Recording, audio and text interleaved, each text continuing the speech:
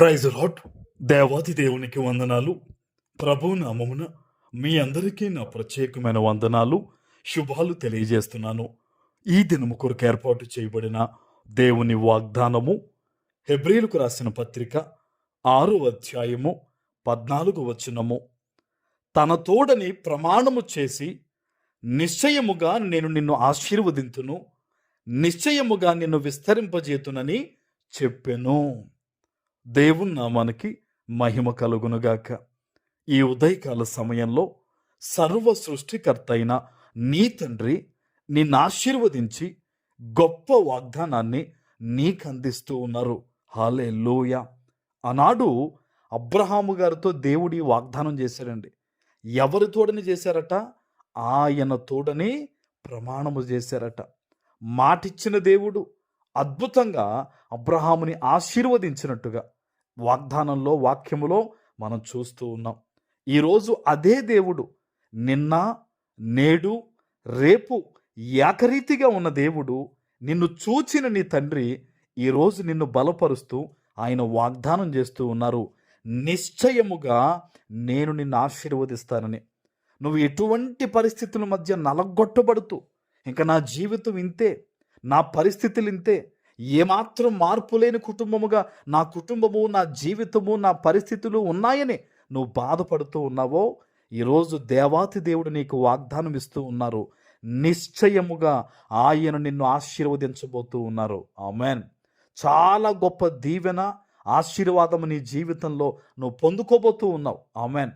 ఒక్కోసారి నీ మనసు లేదా అపవాది నేను ఏమని ప్రేరేపిస్తాడంటే, ఈ కష్టం పోవట్లేదు కదా మందు తాగి, ఈ కష్టం పోవట్లేదు కదా ఈ పాపం చేస్తే ఏం పొరపాటు ఏమీ లేదులే అని పాపమునకు నేను ప్రేరేపిస్తాడు. దైవ సేవకునిగా చెప్తున్నాను, ఎట్టి పరిస్థితుల్లో నువ్వు ఏ స్థితిగతుల మధ్య, నువ్వు ఎంత నూతిలో గోతులో దిగజారిపోయిన స్థితిలో ఉన్నా సరే పాపము చేయొద్దు. ఎందుకంటే నువ్వు అణగారిపోయిన స్థితిలో ఉన్నా దేవుడు అక్కడి నుంచి నిన్ను లేవనెత్తగలడు. హల్లెలూయా.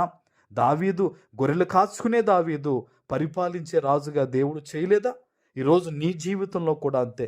నువ్వు పాపానికి యోసేపు వలె దూరంగా పారిపో, ఆశీర్వాదాలు నిన్నువేమో వెతుక్కుంటూ వస్తాయి. అందుకనే లేఖనములో 23వ కీర్తనలో ఒక మాట ఉంది, కృపాక్షేమములే నా వెంట వచ్చును అన్నాడు.